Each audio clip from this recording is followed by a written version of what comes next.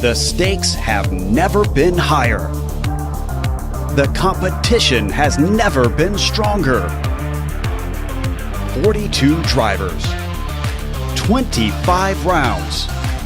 One will be crowned champion.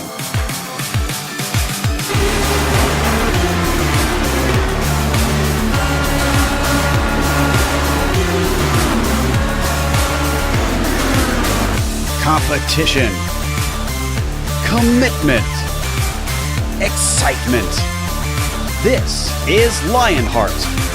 Tune in Wednesday nights on the iRacing Esports Network to watch the cars and stars of Lionheart, the Lionheart IndyCar Series presented by First Medical Equipment.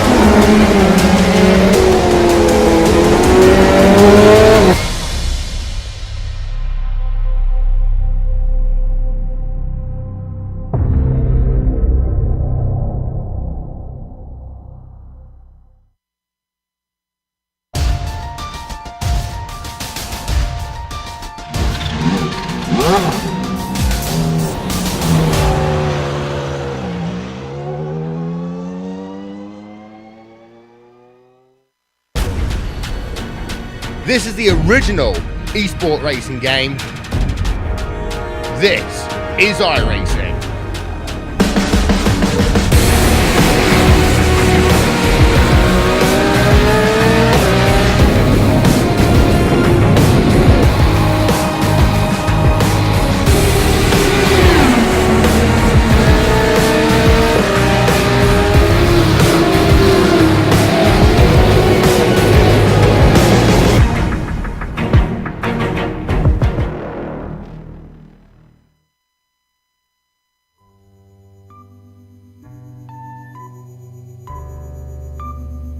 Many times iRacing can answer the questions what if and why not. What if we raced Formula 1 cars at Le Mans? Well, why not? Hello everyone and welcome to round 11 of the Batteries Not Included Championship here on the Global Sim Racing channel and the iRacing Esports Network. I'm Samuel Ryman and alongside me in the booth is Johan van den Beld. Behind the scenes doing all of the button pushing is our director Sean Ambrose, using camera sets as always provided by Dougie Beard. Johan, all racing fans are familiar with at least the name Le Mans, but let's get down to the nitty-gritty now and show our fans what really truly sets this racetrack apart. Not a lot of things reach the ripe age of 96 years old, but Circuit de la Sarre surely did. Being built in 1923, the French track is one of the oldest still operating racing facilities in the world, and like a fine French wine, it gets better every year.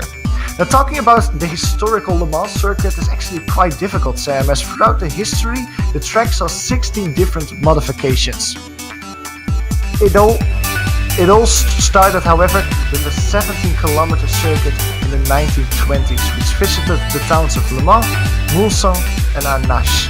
In the interest of safety, numerous changes were made to this layout, creating, after almost 100 years, the 13.6-kilometer track we see today. Now, being this long, the track features kinda everything you can expect in a track. It has long screaming straights where low downforce and top speed is key. It has sweeping corners where you want as much wing as possible to stick yourself to the ground, and some hard braking points to offer good overtaking opportunities. And when we talk about legendary battles at Circuit de la Sarre, it's basically always a battle from the 24-hour races. Will we get one of those in the Batteries Not Included Championship? Well, we'll take a look at how things stand in qualifying very soon, but first, let's hop on board our own FW31 Williams Formula 1 car for a lap about the track. All right, we've got Clayton McLeod in the GSRC Williams, so let's do a lap around Le Mans. You're going to get a little speed up on your way towards the Dunlop curve, and despite the downforce on the Williams, you'll still get on the brakes while turning, so you'll need the car nice and planted. Expect some pass attempts into the Dunlop chicane, but drivers will have to be careful not to cut too far inside with how harsh the inner curbs are. Under the Dunlop Bridge, we enter the Chapel Rundown. Ideally, you'll hug the right side for a better entry into the Forest S's. Careful off the hump on the exit before mashing the throttle, and then we tackle Tertre Rouge. It's a quick flick, but carrying your speed off the bend is of the utmost importance. Even with the chicanes, the run down the Mulsanne straight takes forever, and any loss of momentum will hurt you horribly. Eventually, you brake for the Forza chicane. Predictably, the most important thing is to get the best exit you possibly can to once again focus on straight line speed. After another stretch, you come to the Michelin chicane. It's the same thing, but mirrored. Both of these offer great chances to pass, but don't be surprised if someone returns the favor at the next braking zone. Mulsanne Corner is another one that has a slightly awkward entry, really testing your trail braking prowess. But you're not done with a flat-out blast yet, because it's another long run towards Indianapolis. This is perhaps the most difficult corner entry of the lap, with a fast kink and heavy braking. Make sure to tuck it in on the banking, and then hold to the left for Arnage. The wall at the exit narrows up quick, so try not to swing too wide. Up to the Porsche curves, things start to get very technical. Though there isn't much braking, you've got to work hard to keep the racing line so as not to lose time. It's comparable to sequences like the S's at Suzuka or Mackett's Beckett's at Silverstone. Eventually, you'll hold off to the right on your way into karting and try your best not to get a slowdown penalty by running too far wide on the exit. Straighten out Maison Blanche, and then you've got the Ford chicane. The first part is much quicker than the second, but still requires you to set up the car more so for the final two apexes. You can climb the blue and yellow curbs, but not the red one. As we come back to the pit straight, hopefully you've now finished a lap around Le Mans.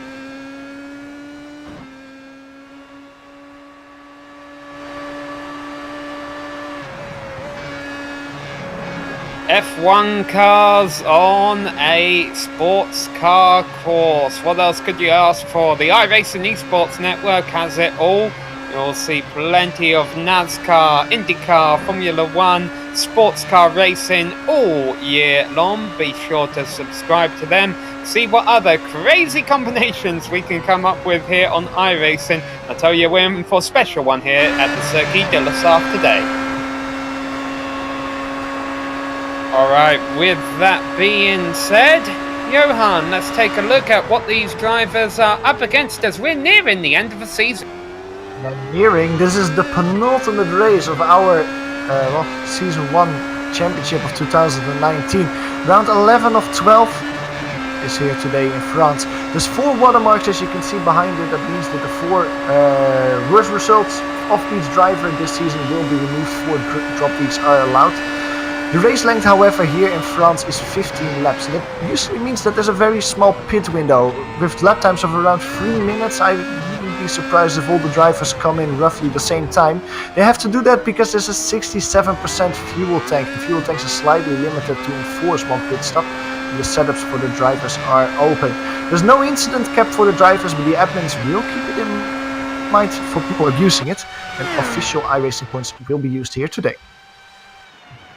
Alright, well, you just mentioned it. It is the penultimate round of the season. That means drivers are paying close attention to where they sit in the championship. So that's what we're going to take a look at right now, with the top few names being close all season long. Marcusha has broken away a little bit. However, he is not in a session right now. Now, a win will pay about 80 points. Thomas Ziegler and Clayton McLeod, if they finish with good results today, could definitely close up with Usha on the championship, who, as we've been mentioning all season long, doesn't have any drop weeks he can fall back on. And that could definitely tighten things up heading into our season finale at Spa. Because Ziegler and McLeod are here, and they were both fast in practice. They're both fast in qualifying right now. Scott Newton and Neil Andrews, you also see rounding out your top 5 driver standings graphics there. Now, we mentioned qualifying. Normally, we're starting qualifying right around now. However, because the Circuit de la Sarthe is such a long circuit, they have actually shortened the practice time for today and lengthened the qualifying time to give the drivers more opportunities to get a clean lap in. Because there's some drivers out there, Marco Sanfilippo has been one of them, who has a lot of pace, but he's yet to be able to turn a clean lap around this ever-long circuit, and so he'll be grateful for those extra few minutes that we've had tacked on, Johan. Yeah, absolutely. Marco is a great example of that. He was P2 in qualifying, but as you can see on screen now, we're following, and he's nearing the end of the lap. Around 30 seconds more, we can see if this is actually a lap time for him. His first lap time, because he didn't manage a single one yet, and then he goes from P2 to roughly P11 on the grid. So it's important for Marco Sanfilippo to actually finish this lap. Let's actually stay on board with him now with this shot. This is a great shot. You can see his hands working as he's reaching the final two chicanes. A double one. First one's a little bit easier, I always find. You can take a lot of speed, but this next one is very acute, very difficult curbstones to mangle with this twitchy Formula 1 car. So he gets back on the throttle over the start-finish line.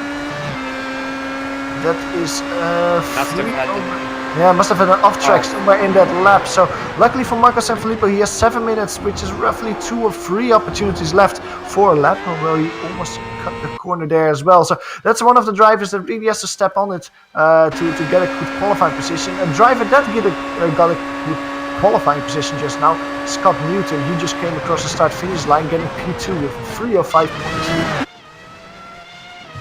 Yeah, Scott Newton out on track, currently sitting 3/10 behind Thomas Ziegler. Normally we'd say, oh, you know, it's a little bit off the pace, but really around this long circuit, 3/10 is almost nothing. It's only going to be a 15-lap race today, which is probably going to mean a very narrow fuel window, Johan. Expect pit stops, I would guesstimate around laps 6 to 9 or so.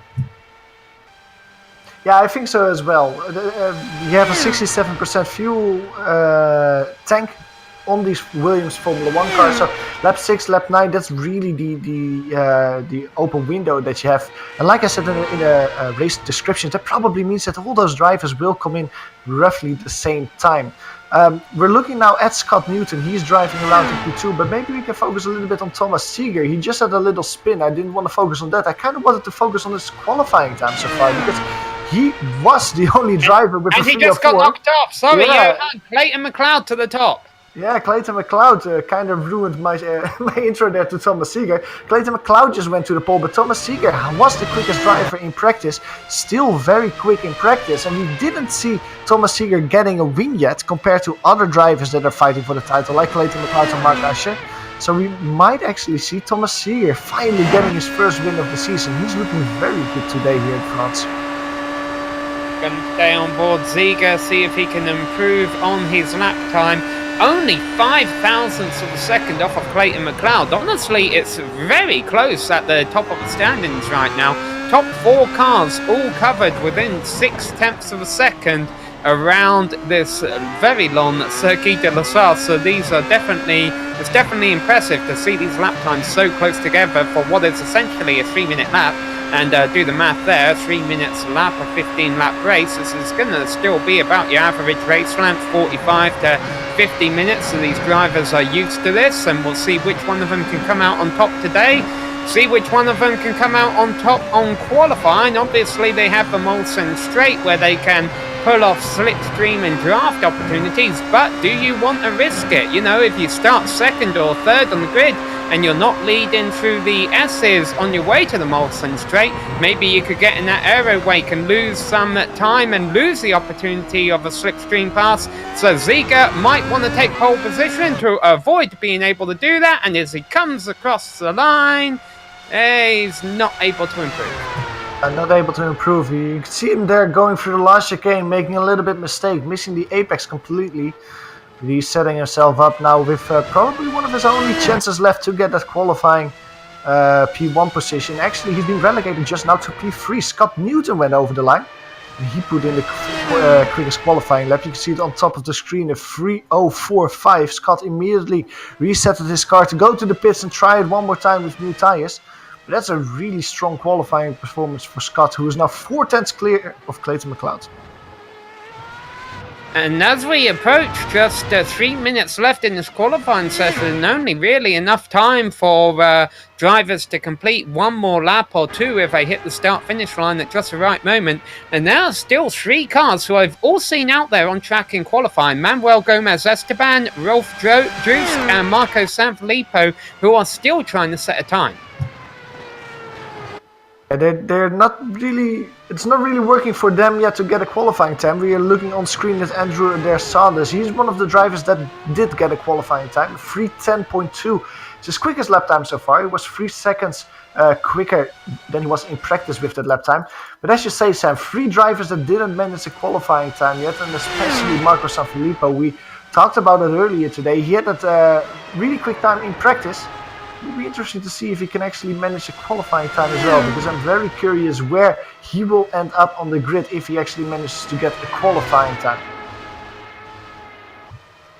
Oh, we might find out in just a couple moments, because Marco Sanfilippo's working his way through the last few turns right now. We continue to see if Andrew Adair Saunders will be able to pick it up from 8th place. He's currently the slowest driver to have set a time in qualifying, but only a couple of tenths off of Danilo Sanfilippo, sitting 7th ahead of him right now. And as he comes across the line, he improves his time, but not his position. Here goes Marco Sanfilippo. Is he able to get a time in? No, but he's got enough time for one more lap. One more opportunity for him to get a qualifying time.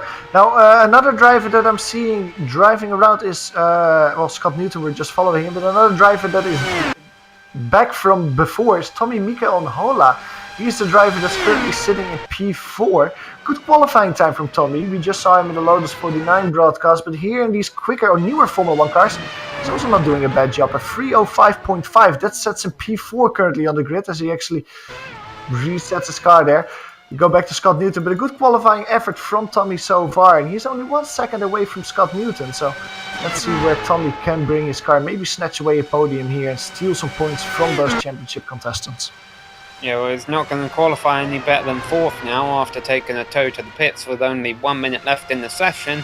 Scott Newton doesn't really have a whole lot of contenders out there still fighting him for this pole. And let's not forget, with Mark Usher not being here, Scott Newton could definitely make some inroads in the championship today. We'll see if he's able to take a victory today, how much that will move him up in the standings heading into our finale next week at Spa. Things going good for him so far with a 0.3 of a second gap over Clayton McLeod.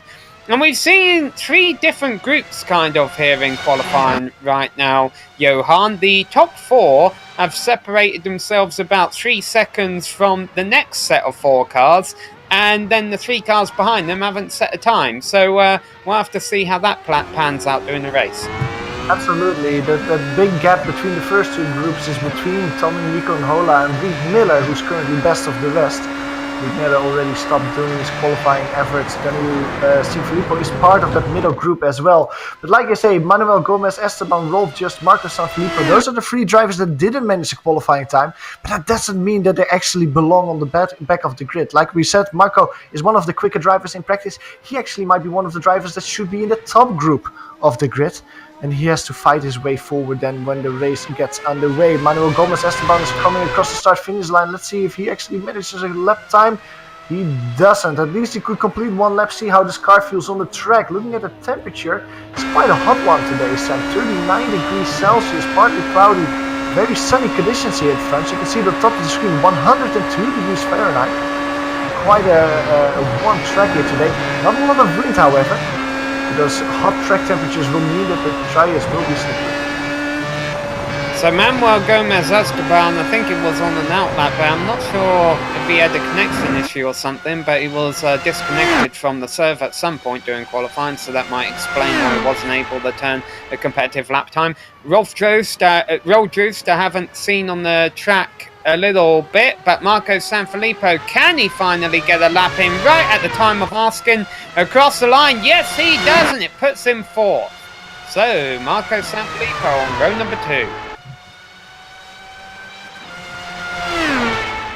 Means that Tommy Hola is relegated 1 position. He will now start the race in P5. I don't think that Tommy, who's currently driving around, I think it's on the run line towards Indianapolis, doesn't have enough time to complete the lap. Of Scott Newton, he is still on track as well. But like you said, Scott Newton, he doesn't have anything to fear from Clayton McLeod or Thomas Seeger. Those 2 drivers are done with qualifying. I took a look back, and I think this is a hot lap for Tommy Mikael Hola, but it's not going to help him because he ran a little bit wide at Indianapolis. And he's going to have to gain 3/10 if he wants to get back on the second row ahead of Marco Sanfilippo, but he's looking a little bit off the pace. So this guy looks like your pole sitter here today, Scott Newton. He's done well in qualifying in recent rounds, been able to put it together as well. A couple of wins throughout the season. They're looking for another one here today with just 2 rounds left to go in the championship. Markusha looking good in the points, but how will things stand today? We're just a couple of minutes away from finding out. Scott Newton comes across the line and improves his time. And Tommy and Hola had a big crash. But yeah, nice lap by Scott Newton. 8/10 clear of the rest. But Scott Newton qualifying well, that shouldn't be surprising. The whole season, every race that he participated in, he qualified on the front row. And today here at Le Mans, it's no different. Scott Newton again with a good qualifying, but let's see if he actually can capitalize on that. That is actually one of the things that he struggled with, as we see Danilo Sanfilippo coming across the line, improving to a 3:08.4. That moves him up to P6. Yeah, still about 3 seconds back of a car in front, though. 5 cars in that first time, in the first group, kind of, and then a bit of a gap to the 4 drivers behind them. Well, the track is quiet right now, so let's go ahead and take a look at our full starting order. It's going to be Scott Newton and Clayton McLeod that's starting on the front row of a grid, 8/10 of a second between them. Newton definitely winning qualifying. Behind them, Thomas Ziegler and Marco Sanfilippo will be starting 3rd and 4th ahead of Tommy Mikel Unhola. And that's where that's when we hit a bit of a break there, Johan. Yeah, the gap between Tommy Mikel Unhola and Danilo Sanfilippo is around 3 seconds, like you mentioned. Danilo starts the race best of the rest, P6 outside of row 3. The gap behind Danilo is not that big, only 2/10 of a second behind him. You can find Reed Miller. He starts the race in P7, and he starts on the inside of row 4, being flanked by Stefan Henkel. On row 5 we can find the last driver with a time set in qualifying, Andrew Adair Sanders, with a 3:10.1. He starts the race in P9, and there's 2 drivers that didn't manage a qualifying time. Rolf Just starts the race without a time in P10, and on the last row of the grid, row number 6, is Manuel Gomez Esteban. He starts the race in P11. And the qualifying session finally finishes here at the Circuit de la Sarthe, and it is time to go racing. We've got 11 cars here for a 15-lap race, but it's a critical race in terms of a championship. 5 drivers turned a lap time within 1.5 seconds of each other in qualifying, so who knows who's going to be able to take away this one. And there's probably going to be a lot of fighting on track with that narrow pit window, and we're getting things started off with a flyover here at Le Mans.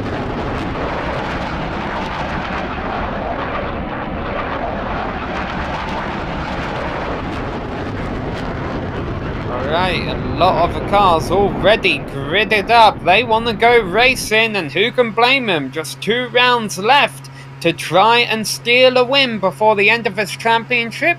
They'll be back with us next season here on GSRC, but right now none of these guys thinking about next season.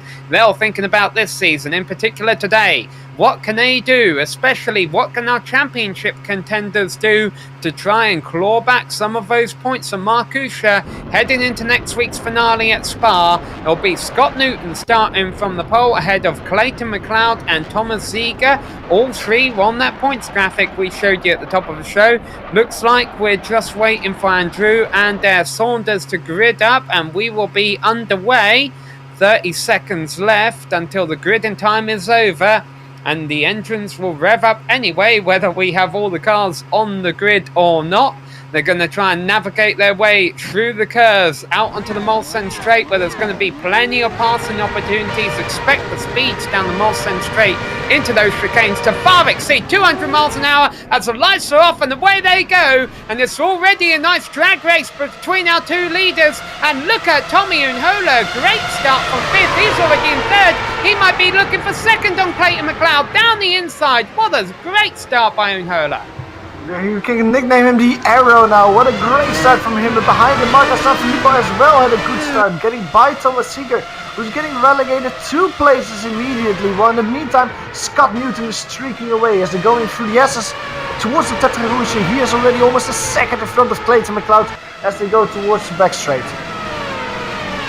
That's exactly what Scott Newton needed to do. He knew that there was a chance that the cars could get a slipstream, get a draft on him down the Mulsanne straight and be able to pass him. You can see actually our race leader is going defensive on down the back straight as we see this battle for third. Marco Sanfilippo taking a position back from Tommy Unhola. So right now it's Newton, McLeod, Marco Sanfilippo who gets loose over the curbs, and now he's going to be attacked again by Unhola in fourth.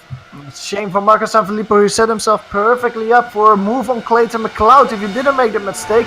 Now he's the one being overtaken. It's Tommy Unhola on the inside towards the second chicane here on the long straight where really you don't need a lot of downforce. You really want to utilize top speed as much as possible. 340 kilometers an hour easily Unhola. He hucks it around the inside, gets by him as they get going again towards Mulsanne.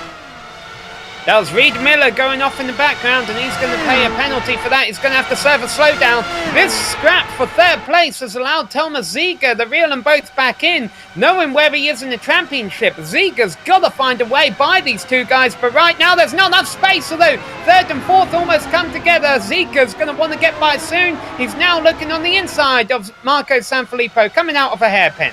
And 2 dogs fight around the bone. It's the third one going away with it, and it looks like Thomas Seeger is that person.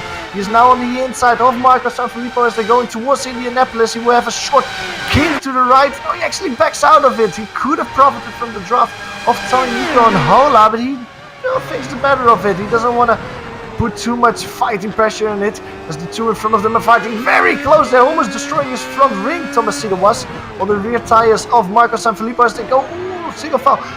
Missing the apex there, Marco. It's really hectic here in the first opening lap. And this is really, like you mentioned, Sam, good news for Clayton McLeod and Scott Newton, who can just drive away from the rest.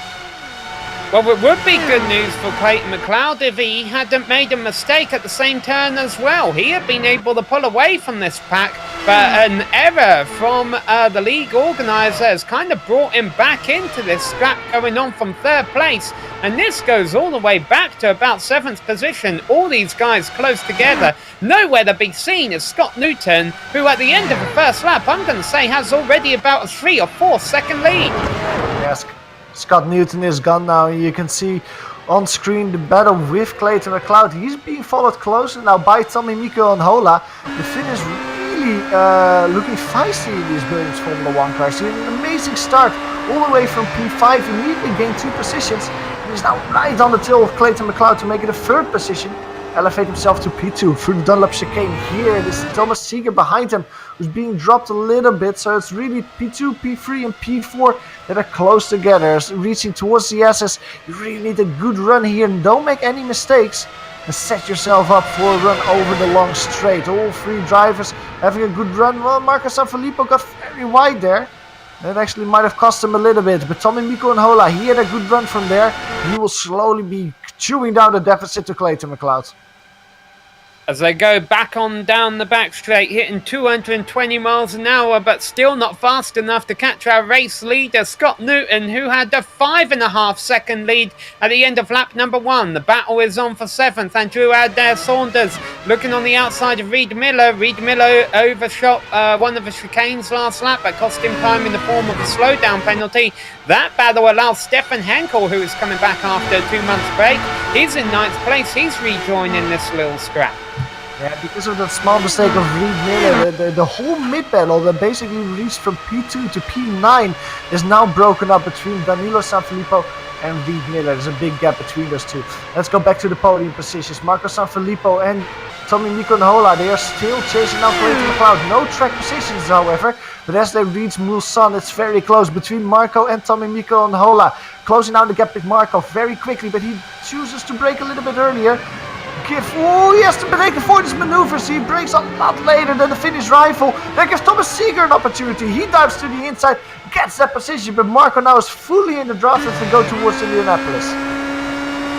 So Ziger's in the position he wants to be, and even down this straight here, you don't always think of it as the long straight here at Le Mans, but they're hitting 215 miles an hour. That's about as quick as the average lap time doing a race at the Indianapolis 500. So these guys are really hauling it, and that's why we see so many of these drivers overshooting the turns, especially early in the race when the tyres are cold. This is where McLeod got it wrong last lap. Everyone gets through smoothly this time, although no, the Sanfilippo's. Danilo Sanfilippo spins it around, little half spin. Don't think he will lose. No, he will lose the position to Stefan Henkel. He will be thrown down in the battle now with Henkel and Adair Sanders. We go to a replay of that. He was right behind his family member Marco Sanfilippo. Who, as we go to, we stay on the battle for now. Into Adair Sanders to go to the Porsche cars. Great move from Andrew there to just stay on the inside, forced to take the position away from Danilo. Now it's calmed down, we can go to the replay of that incident. Danilo was right on the tails of Marco Sanfilippo. They were very close together because Marco had to serve a small slowdown penalty. And as they were close together, as they went on the exit of Anash, just a little bit too much throttle for Danilo Sanfilippo. One more corner to the right, and you can just see him putting too much throttle on the car, looping it around. Now luckily for him, he did keep it out of the wall. It cost him a few positions. Yeah, so some drivers came off a bit worse that lap. Which drivers benefited from it all? Well, how about Stefan Henkel? At the end of lap 1, he was in 9th place. He is now running in 6th position. Granted, he's got a bit of pressure from behind him. Also, our race leader, Scott Newton, after the first 2 laps of action behind him, now has a 7.5 second lead. Reed Miller is the first driver to visit this pit crew because he had some damage. He looped it around twice, had some front wing damage, took the toe, and he's sitting in the pits with a long toe, of course, on this long track. So it will be a while before we see Reed Miller out on track. Now the battle, as you can see on screen, this is the battle for P4. Marco Sanfilippo on the inside of Tommy Nicola with a great start, but is falling back a little bit. Misses the chicane as he tried to go side by side through there. Marco Sanfilippo, too eager! Actually spins it around, hit each other!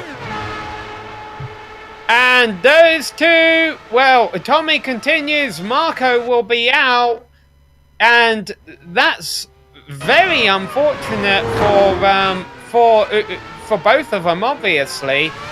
But fact was, Unhola got a slowdown penalty, so he could have been off, taking it easy. I mean, I'm sure he would have got a slowdown penalty for cutting the chicane there. Wouldn't have had to have been in that incident. Unfortunately, he kind of zigged when he probably should have zagged. And a battle that was over, unfortunately, ended up in quite an expensive mess there. So Unhola's going to continue, but he does have pretty substantial damage to his car. He's about 10 miles an hour slower than his competitors behind him going down the straight. And he's being chased down quickly by Stefan Henkel, Danilo Sanfilippo, and Andrew Adair Sanders. So he will drop down all the way, I think, to P7 that will be. As Tommy gets overtaken and chased down quickly by them. Now, unlucky for Tommy as well is that after that incident, it's of course a very narrow pit window here with the long parts of the track that you're on full throttle, the long lap times that you have. So it's not like Tommy can just go in and service pit stop, repair his car right at the time that he normally could come in. If he wants to repair his car, he really needs to take 2 pit stops. That will cost him a lot of time. You can see behind him, Stefan Henkel has completely caught up with him now. He is in the draft of the Finn. As this battle stretches out slightly as they come out of a Nash. Yeah, and Andrew Adair Saunders got by Danilo Sanfilippo in Indianapolis. Danilo overshot that turn, so that position changed. All right, what's going to happen here? So one thing is our leader making a big mistake or small mistake. Scott Newton there outbraking himself as he comes to the final chicane. He has to serve a slowdown penalty. Now I don't think he hit one of those big curbstones that you have separating it. That must have been a very hairy moment for Scott Newton. He actually continues. And here comes Unhola into the pits. Newton still holding about a 7.5 second lead, so hasn't lost too much time out of that.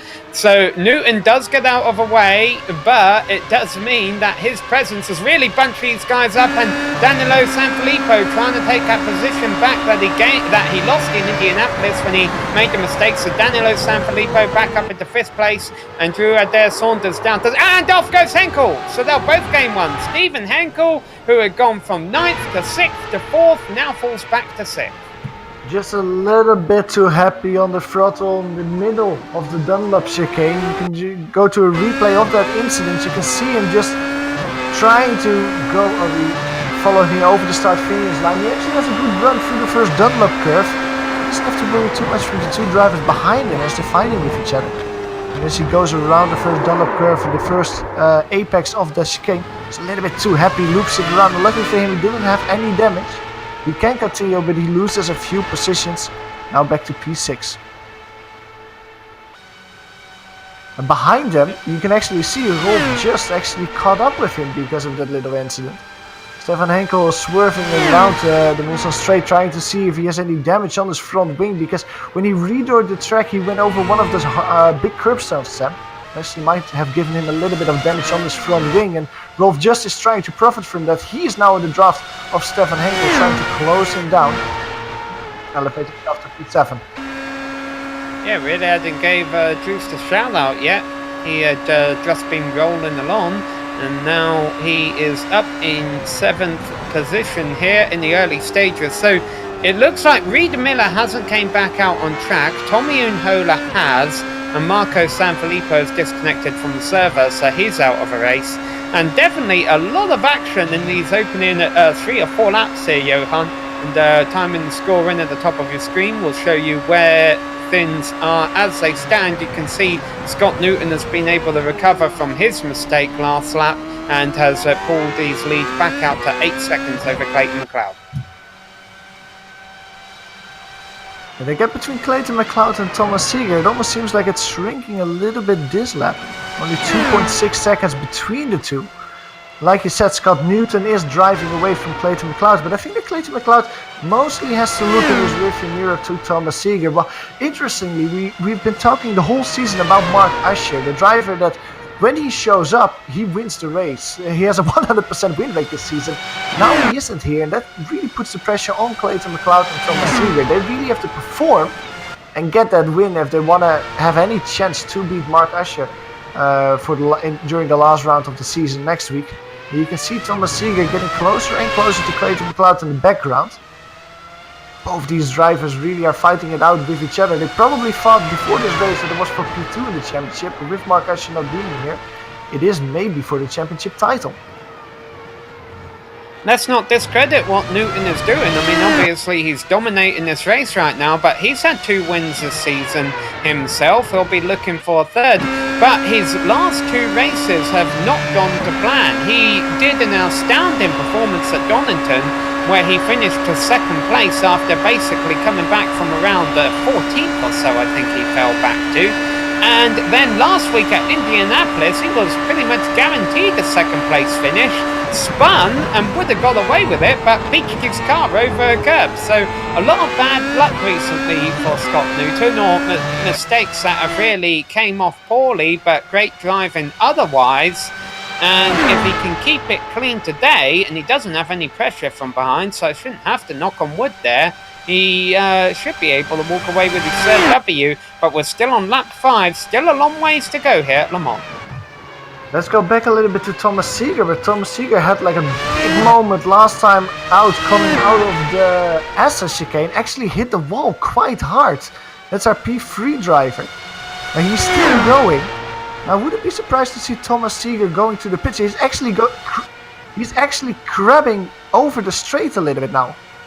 I think that Thomas Seeger might have terminal damage there on the suspension, because look at how he's driving over the straight. He actually goes into the wall. That is actually race over for Thomas Seeger because of that incident they had a few quarters ago, and that is huge in the championship, because Clayton McLeod now is released from all the pressure he had. We can see it here on screen what happened. He's maybe a little bit too far forward, and we can go back 30 seconds. We can see what happened with him. It already happened. He took too much speed through the S's. You can see it here, too much speed, tries to brake a little bit, but it's just a little bit too late and hits the wall hard, and that really damaged the suspension. As you could see on the straight, car just doesn't go in a straight line anymore. And that's the race over for the Diaz driver, because that's a lot of repairs that he has to take once he's finishing towing his car to the... Yeah, and now we get this onboard view that we were watching before. You can see just how much the car was crabbing. This was going in a straight line, and I think he gets through the first chicane okay, but it was under braking for the second chicane down the Smolson straight that he ends up putting it in the wall, and he has now officially disconnected from the server and is out of a race. That will be our third driver out, I think. Well, I don't know if Reed Miller will get back out on track. He's still in server. But watch what happens to Zieg under braking here. He's struggling enough just to get going in a straight line, and then under braking he put it in the wall. Now we go back to live action. So Ziga out from third place and moves Danilo Sanfilippo up onto a podium spot. And there you see there Scott Newton doing what he does best with another fastest lap. Sorry, a huge crash a few moments ago by Tommy, Miko and Hola. He actually flipped his car coming out of the chicanes on the Mulsanne straight. I don't know if you can go to that, but he's currently sitting on the pitch. And the crash of him reminded me of, well, basically what happened with Marco Sanfilippo a little while ago. And I think that Tommy is indeed our third retiree of today. So Tommy and Hola already have been having a bad race with that collision with Marco Sanfilippo earlier on. So this would actually be our fourth car out, joining Ziga, Unhola, Marco Sanfilippo and Reed Miller. So quite some attrition today. I wonder if those hot track temperatures, what you were talking about, Johan, have something to do with that. And as we get a replay of here of what happened to Tommy and Hola, oh, he might have been caught off guard by the car making a mistake in front of him. Yeah, there was a car in front of him making a mistake, but then coming out of the chicane with no interference of the car in front of him. I think it was Manuel Gomez Esteban. We go a little bit back to see what happened with Manuel Gomez Esteban, because you could see that car looping it around in that chicane. And then once Tommy, Miko and Hola passed him, just was too eager on the throttle, it almost seems like. And that really looped him around hard into the wall and flipped it. And we've lost a fifth car, not from a crash. Andrew Saunders has lost the connection, and that's a shame, because even though he was running towards the back, he had a clean race and been able to make up several positions. Now, we might be able to rejoin, and one nice thing about Le Mans is the track is so big that even if you do lose a connection for a couple of minutes and come back, you'll only be one lap down. But, man, a lot of attrition, really, at a race where I didn't think we'd be having it. Let's find out exactly what's going on. We have Tommy Unhola here for an interview. We might be able to find out. And Tommy, things have been tricky. Not just for you, but we've seen a lot of cars spinning off. Is it the track temperature? What's going on out there? Well, actually, I don't know what's causing it. For me, it was like a practice. Well, it was going really well, better than I expected, as I didn't get practice at all before this session, and actually not even full lap, so I was only trying to drive safely, and I saw that car crashing in front of me, but I didn't see it anymore when I got closer, and I went as left as I could, but I think a car bounced from a rail or something. Yeah, and my car was broken after that. I pitted on that lap and got new nose, but something was broken. It didn't want to turn, and I tried to drive it, and yeah, that's pretty much it. Well, so unfortunately, not a lot of great things you can take away from this race. Obviously, it hasn't ended well. But the start you got was electrifying. Fifth to third, straight off the bat. You almost got second. Do you want to talk us through that? Yeah, it was a very good start, as I had time to take a couple practice starts, and actually I don't know if any of those went as well.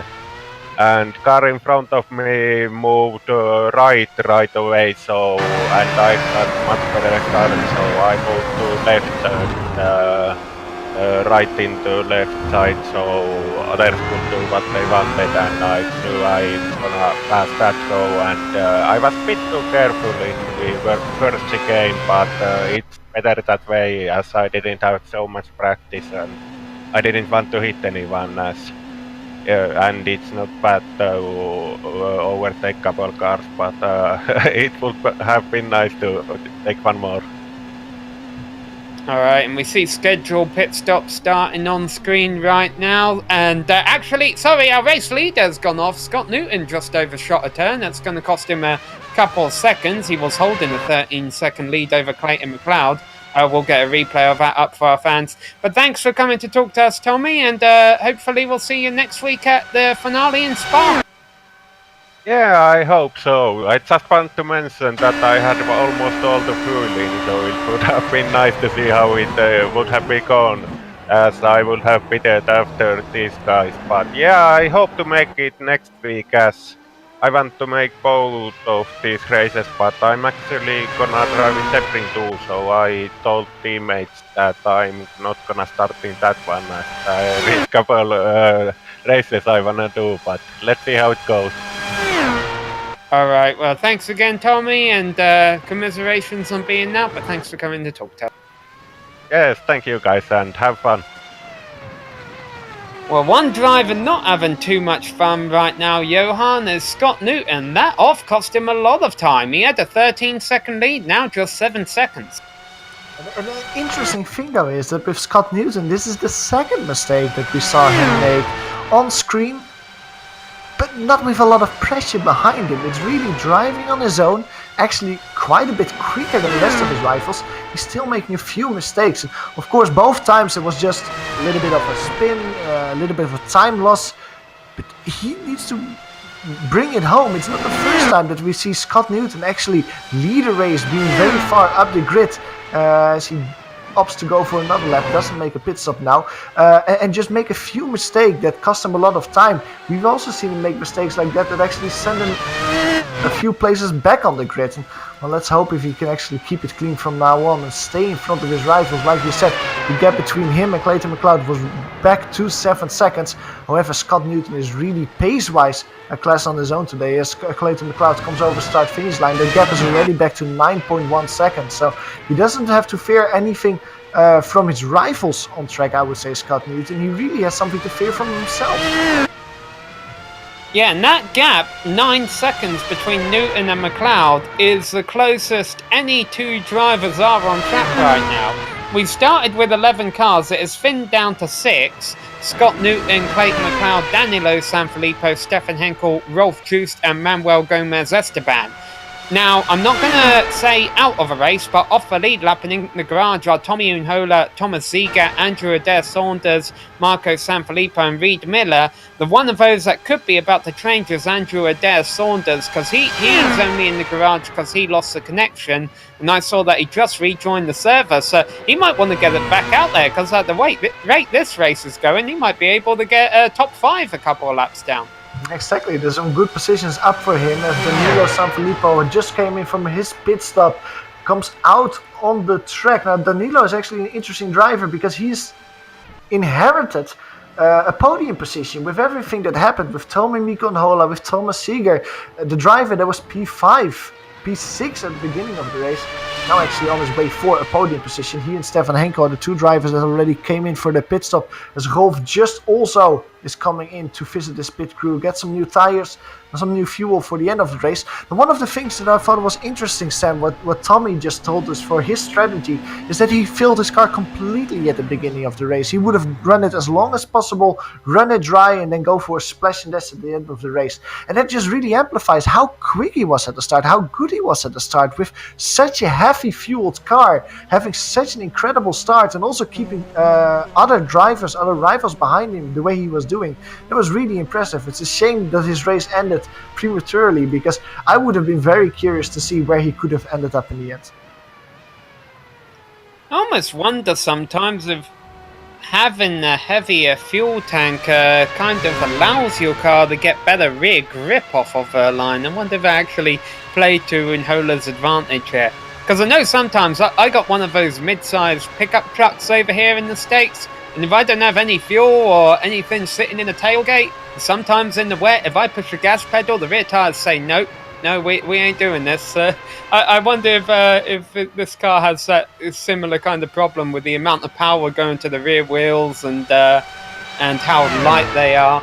Alright, here comes Scott Newton coming around to complete lap 8. He comes into the pits right at the halfway point, scheduled pit stop. Will lose the lead if Clayton McLeod stays out, but he shouldn't be too worried about that. Yeah, I don't think so as well. The gap between those two drivers was up to 10 seconds when Scott Newton came in from his pit stop, so already a second more than it was last time around. Clayton McLeod is not taking his pit stop, so at least for one lap in this race, the Canadian will take the lead and the professional championship lead as well, I think, if he continues now. Scott Newton is coming to a halt at his pit stop. Now these, even though it is still halfway to go, these are very short pit stops. He gets up the jacks, gets some new tires, gets some new fuel. It's just a few seconds before he gets going again. Back on the ground, now he gets rolling again. With that short pit stop, it's still well in front of Danilo Sanfilippo. So Scott Newton, with his pit stop, comes out in P2, losing one position. But is just waiting for Clayton McLeod to visit his pit crew, and he will once again inherit that lead of the race. Yeah, Clayton McLeod, our race leader, and the driver down in 6th, Manuel Gomez Esteban, are the only two drivers yet to make their scheduled stop. Everyone 2nd through 5th has. Now, you mentioned the points here, and how much is this going to help Scott Newton and Clayton McLeod in the championship? The honest answer is we don't know, because this is done based off of iRacing's official point structure, which official iRacing point structure, which differs based on the strength of field, based on how many cars show up. So a win is worth a different amount of points at every single race this season, and these drivers might not necessarily know how many points they'll get for a win today, but they know it pays more than second, and so that's why Clayton McLeod and Scott Newton will be doing the best they can to try and gain all those points and claw them back at Mark Usher. And right now, things are looking better for Newton out here on track. Absolutely, as Andrew DeSantis, as we were talking, gets underway again. He's connected back in his car. He gets out again. Now he's currently 3 laps down to Scott Newton. I don't think that Andrew has to make a pit stop anymore. So he will at least overtake Tommy Nikonhola, who's 1 lap in front of him, but of course is out of the race. And then after that, it's just bringing that car home for Andrew DeSantis, trying to get as much points as possible. And one of the things that you mentioned, Sam, is completely true. The drivers do not know how many points they will get for a victory. It is based on the amount of drivers, the strength of field. Now looking at the strength of field today, it's a little bit less than 2,200. That is one of the lowest strength of fields I've seen this season, which means that the driver, the winner, in the end of the race will not get as much points as it did for other races. And that will help, for example, Mark Usher, Thomas Seeger, who doesn't score a lot of points this race. It will, of course, still help Scott Newton, Clayton McLeod, because they get the maximum amount of points possible, but it's not as much as it was in other races. Now, the good news for McLeod and Newton isn't what you think it would be, and Clayton McLeod stays out for another lap. But the good news, the advantage they have, Johan, is I'm pretty sure both of them have been involved in crashes or had really bad finishes this season.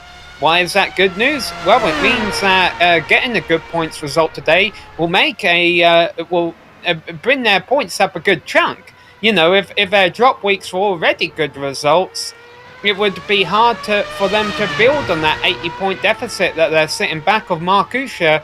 But, like I say, that they've both been involved in a little bit of trouble throughout the season. So hopefully, when we get to Spa next week, we'll see the championships a bit tighter.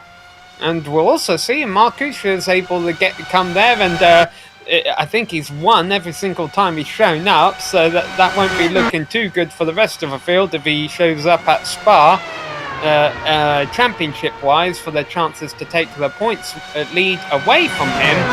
However, if he doesn't, it's going to get very interesting, although maybe a little less of a threat from Thomas Seeger with what's happened to him here today, currently being shown in 9th place. Yeah, the good thing for Thomas Seeger, at least, is that he still has 2 drop weeks that he could use. He didn't make 2 races of the 10 before this one, so that means that he has 2 drop weeks left for the final races of the season. The fact that Mark Usher didn't show up today, that's really hurting him. It's really gonna hurt him for the championship battle, because he already missed 4 races, and with this one being the 5th, that means that one of his 8 counted results in the championship will be a 0 score. And well, winning the race, of course, nets you basically 100-120 points on average, something between those lines. Having a 0 result on that's really gonna matter a lot. You might win all those other races that you participate in, but that one result being so poorly, that might give the advantage to Clayton McLeod and Thomas Seeger just enough advantage to actually close down the gap to Usher and overtaking him in the championship battle. Yeah, the unfortunate news for the competition and the good news from Mark Usher today is that as you mentioned, lower strength of field today means a win probably isn't going to be worth 120 points today. So, again, we'll have to see how it all shapes up when we get into Spa. Still waiting for our race leader Clayton McLeod to come in. Wouldn't be surprised if he does it at the end of this lap number 11 of our 15-lap race. However, Scott Newton has been running him down, which doesn't make a whole lot of difference in the first place, to be honest. It looks like we all know Scott Newton's going to win this race anyway, but it's just showing you, even on this pace with a heavy fuel tank, Newton is able to outrun Scott Newton on a light fuel tank, granted McLeod on the light fuel tank, but McLeod also racing out there with worn tyres. Just a really impressive showing so far from Scott Newton, despite a couple of mistakes. We'll see if he can bring it home. Yeah, Scott Newton is very comfortable here in France. A driver that's not feeling as comfortable as Manuel Gomez Esteban. He's currently coming in from his pit stop as Clayton McLeod, almost lapping that driver, also comes in for his pit stop. So both of the final 2 drivers remaining coming in to visit the pit crew for the one and hopefully only time today as they're coming through this very long pit straight. Now Scott Newton at the same time, he is coming across the corner. He is passing Clayton McLeod now for the lead. That's the Australian back to the lead of the race as Manuel gets going again. Clayton McLeod gets stopping. He will lose, of course. That leads to Clayton McLeod, but over a 75-second lead we have in P3 Danilo Sanfilippo. The Canadian doesn't have anything to fear, and he will resume the race here now in P2. Yeah, we didn't anticipate a whole lot of lap traffic today, obviously, with as big as the circuit is. Manuel Gomez Esteban's been a little bit off the pace, so he will go a lap down, but with so fewer cars on the circuit and such big gaps between them and so many good overtaking opportunities, I don't exactly anticipate that he'll cause an issue for any of our drivers out there. And credit where it's due, I mean, he's still surviving out there, running in 6th position right now. He won 5 positions during the race, and that's just not making the mistakes that other people did make during the race. He's still racing for that P6 position with Andrew Dersaldes, who's currently 2 laps behind him. And I think that Manuel will see that one out. He will be the one finishing in P6 as long as he doesn't make any big mistakes, hangs it in the wall. But like they say, other drivers did make those mistakes, and he's profiting from that out there, winning 5 positions in the process. Same can be said, however, for Rolf Just. He, of course, started in P10, 1 position in front of Manuel Gomez. He's another driver that didn't make any mistakes out there. He won 5 positions during the race. We can see Rolf Just on screen now. That's Manuel Gomez Esteban. With Rolf Just as well, not making any mistakes, winning 5 positions. Coming home here with a very nice top 5 positions if it finishes like it is now.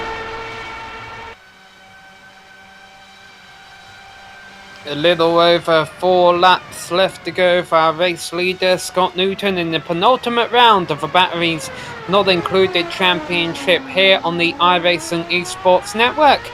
I'm Samuel Ryman. Alongside me in the booth is Johan van den Beld from the Global Sim Racing channel, broadcasting this race for you with our director Sean Ambrose doing all of the button pushing behind the scenes, and our cameras provided by Dougie Beard as they have been all season long. We hope you've been enjoying this season. We've definitely seen some chaotic races throughout the year. We've seen some great battles up front, different winners. It hasn't been Marcus every time. And today it looks like it'll be Scott Newton, but we've seen Newton prone to mistakes, even unpressured ones, during the course of the year. Hopefully he doesn't run into another one of those today, because he's holding on to a good lead for what could be a decent points day here for him, even if he's not able to get close enough to Usha to win the championship in Spa. This could get him up there in the mix with Usha, and especially Thomas Ziegler, who is out of a race for a battle for second and third in the points. Less than 4 laps left to go for Newton now, who just clicked off the fastest lap of a race. And that just really shows that Scott Newton is not really worried, I think, about Clayton McLeod behind him. He's also not really trying to consolidate the lead that he has. He just wants to get all-out screamer laps, qualifying laps almost, and get as quick as possible. And just to put that lap time that we put in just now in perspective, that 3:04.7 would still be enough to get pole position in qualifying. It's incredible lap time from Scott Newton. Incredible pace the Australian is showing. He's only 7/10 slower than he was himself in qualifying. And with only 4 laps to go, he's showing no signs of slowing down as he's coming through the first chicane here on the Mulsanne Straight. The gap between him and Clayton McLeod, as you can see on top of the screen, grown to 21 seconds. Is the biggest gap that we currently have, or that we have seen between the leader and P2. All the drivers out there are driving away from each other a little bit. Danilo Sanfilippo, he's still driving around in P3. That's maybe a driver that we can aim at for a little bit as well, because we mentioned just now, Sam, that Rolf Just, Manuel Gomez, Esteban, those were drivers that didn't make the mistakes that other people made, and well, they profited from that, gaining a lot of positions. But I think that the same can be said for Danilo, because Danilo started the race in P6, won 3 positions during the race because other people made a mistake, and after he inherited that P3 position, he's just staying there. He's really driving almost mature, you would say, not making any mistakes, not taking any risks, and he's well on his way for what I think is actually his first podium of the season, which is not a bad result here at Le Mans. Yeah, I think he had a couple of scares earlier on in the race, with both of Sanfilippo's main things interesting towards the end, but as you mentioned, Danilo's been able to make it through, running 3rd position, 3 spots from where he started. In fact, if you look at the positions of the cars in 3rd, 4th and 5th, for any of you who like to do math during the race, double their positions, and that's where they started. The driver who started 6th was in 3rd, the driver who started 8th was in 4th, and the driver who started 10th was in 5th. But the driver who started 1st is in 1st, and 2nd is in 2nd. That's Newton and McLeod. They're leading their ways around here as we continue to enter the closing laps at Le Mans. But you mentioned a little while ago, Johan, that the lap times that Scott Newton was putting on, that they're pretty much qualifying times. Should he really be doing that with a 20-second lead after the history of what's happened to him throughout this season? I mean, to be honest, you kind of would say, if you were the team owner of Scott Newton at the moment, it's like, hey, just calm down. We have a nice bottle of cold champagne in the fridge for you. And while I'm saying that, he's going purple again, a 3:04.4 this time. So he's only 4/10 separated from his qualifying time. But yeah, he's really putting the hammer down. And we can argue about it, if it's wise or not, especially if you look at everything that he has to lose. Because looking at the championship, of course, the drivers that we've mentioned from basically all season long are those 3 drivers: Mark Usher, Clayton McLeod and Thomas Ziegler. Now Scott Newton is of course a part of that as well, but he's been hanging down that list a little bit. If he gets a win here today, I think that he will set himself up perfectly to be a 4th competitor, a 4th possible winner of the championship when we reach Spa. So he really needs a good result here if he wants to have that opportunity for the race next week. There's 2.5 laps left to go for Scott Newton now, holding a 25-second lead over Clayton McLeod. Things have really gotten spread out here with just 5 cars left on the lead lap, or 1 car running a lap down, 1 car running 3 laps down, the rest of the cars out of a race. Obviously, this series, as we've gotten towards the end of the season, as is the case with many series on iRacing, the participation count drops off a little bit towards the end of the year once drivers realise they're out of reach for the championship. However, that also depends based on what track we're at So one thing that will be interesting for next week's race, Johan, is the finale at Spa. I anticipate a lot of cars showing up there because Spa is such a fun racing course to race these Formula One cars around, and that could definitely have huge championship implications too. The more drivers that show up, especially if some of our stronger ones show up, would boost the strength of field, and that will just mean more points on the table and a victory, a bigger haul of points for the victory at our season finale at Spa. So long story short, whatever happens, I don't think this championship is going to end here today, because I think there's going to be a lot up for grabs when we head to Belgium in a week's time.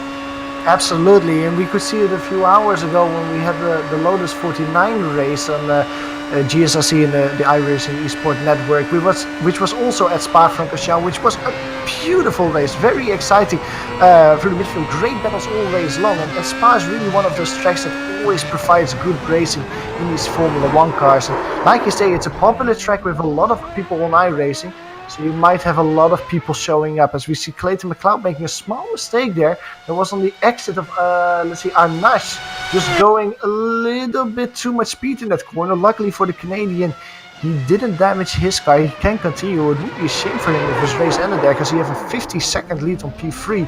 Just under braking, car slides away from him. Now he gets it going again. You can see it on screen. He's still continuing driving his laps. His victory bid for today is kind of over. The gap between him and Scott Newton has grown to almost 30 seconds, but he's still well on his way for a very good position.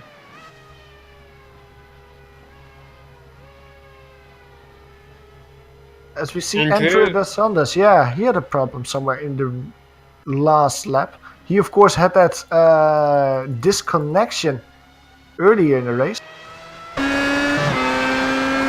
See, he brings it into the pits. Is that a result of an incident, or as he gave up on trying to catch up with Esteban? I almost wonder. We just hit 2 laps left to go, Johan. He realises I'm 2 laps by Manuel Gomez Esteban. There's no reason to be out here anymore. Esteban could crash right now and he would still finish in 7th place here. I think so as well. I think Andrew just liked the idea of taking a shower after a good race out there. We of course see where he finishes this race in P7, but that really doesn't tell you the story of Andrew, because he had such a strong running at the beginning of the race. He was really mixing it up with the likes of Danilo Sanfilippo. He of course was one of the drivers that we usually see on the back of the mid-pack or the beginning of the last drivers on the grid. But here at Le Mans, he was really strong, maybe even on his way for a possible podium position, until he had that unfortunate disconnect in the middle of the race. Otherwise, we might have seen him way further up the grid.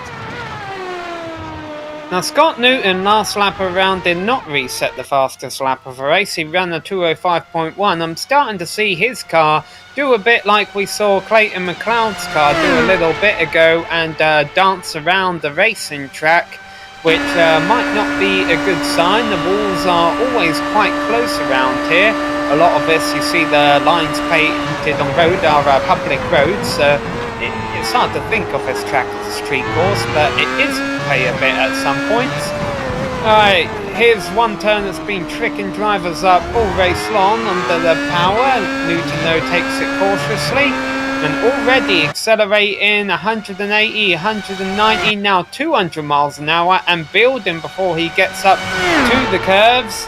And soon he'll be passing by the start-finish line, getting the 1 lap to go signal here at the Circuit de la Sarthe, holding half a minute lead over Clayton McLeod and almost 1.5 minutes over our 3rd place finisher Danilo Sanfilippo after our provisional 3rd place finisher. Remember, these are Williams Toyotas, and if anyone knows about not counting the chickens before they hatch here at Le Mans, it should be, well, I'll finish that thought. Here we go, last lap for Scott Newton. Well, 1 more lap to go now. Normally that's around 1.5 minutes, but here of course is over 3 minutes before he will see the checkered flag. So maybe as he actually picks up the slack a little bit, I see there, Sam. He actually puts in the quickest lap time of the race, so 3:04.1. So like we were mentioning, he's less than a tenth away from his qualifying time. Let's see if Scott Newton actually can set that quickest lap time of the race quicker than his qualifying lap. as we are seeing right now on screen, Clayton McLeod is also starting his final lap of the race. But let's put a little bit of emphasis, let's put the spotlight on Stefan Henkel for a second. He's the driver in P4. And that's one of the drivers that we haven't talked about a lot today. Why do I want to talk about Stefan Henkel? He's one of the drivers that didn't show up for a little bit. He drove several races at the beginning of the season, had a best result of P5 when he was there in the Nürburgring, also P7 in Suzuka. Saw him, P4 in Mosport it was. That was his best result of the season. He will now equal his best result of the season here at Le Mans. For someone who is returning for the first time in a while, it's just a very strong, consistent performance here from Stefan Henkel. He was not one of the quickest drivers on the grid. He didn't make any big mistakes. He had one spin in the Dunlop chicane. That was it. Apart from that, he was consistent, and the P4 result must feel good for Stefan to come home with that here in France. Then about 40 seconds on down the road from him will be Rolf Joost, our final lead lap finisher as it stands, running in 5th place. Again, picked off half of the positions that he had to do this race. Started 10th up into 5th position. So good day for all the drivers who are going to make it to the finish line here today. All up or where they started. Sure, Clayton McLeod would have liked to have taken home the win today to gain a little bit more points over Thomas Ziegler and on Markusha. And to his credit, it could still happen. Scott Newton's not home yet, but he's almost home into one of the last heavy braking zones of the circuit. I'd say that there's actually a couple more coming up, but still that run from 215 miles an hour down to a double-digit speed through Indianapolis is always one that's a little bit tricky to get right. And now Scott Newton within. You can probably smell the champagne, taste the champagne rather, though it's got a very distinct smell to it as well from where he is right now. Working his way around the last couple of turns, trying and aiming for his 3rd victory of the season. Will it put him in championship contention? Maybe, maybe not. Will it definitely help him in the standings and give him a shot at 2nd or the 3rd in the points? Definitely, I would say. But will it give him his 3rd win of the championship here today? And your victor at Le Mans? Yes, it will. Scott Newton takes the victory at the Circuit de la Sarre. And look on top of the screen, he actually went quicker than his qualifying time in that last lap of the race in 3:03.9. What a speed and what a dominance at the end of the race for Scott Newton. On screen now, Clayton McLeod. Well, if Scott Newton wins and dominates, what is the next best you can do? Finishing P2, and the Canadian is bringing home that position today. With Markusha not being here, you really have to get a nice haul of points to put some pressure on him for next week at Spa. Clayton McLeod is doing that, finishing P2 here at Le Mans. Good result for him. And about another minute on down the road, but another good result nonetheless will come from Danilo Sanfilippo. Started 6th. His lap chart, especially for the first half of the race, is going to look interesting. He was dicing it up with all the drivers from 2nd back to about 7th when tight pack there for the first opening few laps of this race. It made it very exciting to watch. Until then, it's probably just been a little bit of enjoying the countryside, having a nice Saturday drive for Danilo Sanfilippo. But I'm sure he's been doing it with a smile on his face, because he is just a couple of turns away from taking a podium position here in France. Out onto the straight, just 2 chicanes left to go. No, 3rd one if you count those, that easy right and left right there. Danilo Sanfilippo coming through the chicanes now, avoiding the curbs, keeping his car in pristine condition as he takes it across the line and finishes in 3rd position here at Le Mans. Stefan Henkel, we just talked about what a good performance he had here on his return to the batteries not included series. Well, like we said, he will probably be quite happy with that P4 position. Winning 4 positions in the progress as well, Stefan Henkel. Don't forget, that is also a nice feeling when you just gain that many positions in the race. He comes over the start-finish line, P4 in the end for the GH driver. And with Manuel Gomez Esteban already finishing a lap down, this will solidify 5th place for Rolf Droost. He could pull it to a halt here if he wanted and still come home in 5th. However, that's not the way he wants to finish this race off. He wants to finish it by taking the checkered flag here at Le Mans. Who doesn't want to see that? Definitely always an achievement, whether you're racing for 40 minutes or for 24 hours. And Rolf Droost, doing as the 4 drivers across the line ahead of him have done before, working his way through the last couple of turns in the 111 car. And definitely a strong performance from today. He wasn't able to turn a clean lap in qualifying, so had to start at the back. But comes home with a top 5 finish here. And that's going to wrap all the action up here from the Circuit de la Sarthe in Le Mans, France. But stick with us with driver interviews and the full race rundown coming right up.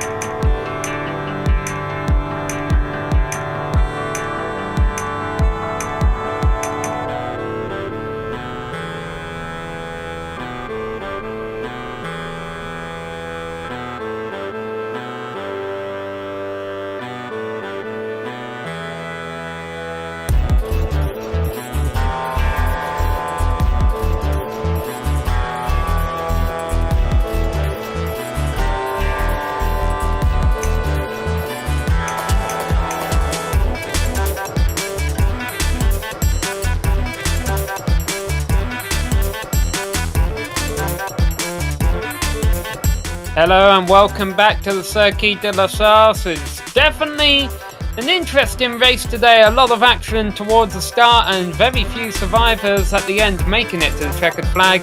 And Scott Newton did so with a half a minute win over Clayton McLeod. Danilo Sanfilippo rounded up the podium in 3rd ahead of Stefan Henkel and Rolf Droost were the last 2 drivers on the lead lap. 1 lap down was Manuel Gomez Esteban. Johan. Yeah, and then there's a few drivers that didn't finish the race, starting with Andrew Sanders. He comes home P7 in the end, winning 2 positions after that unfortunate disconnect we had in the middle of the race.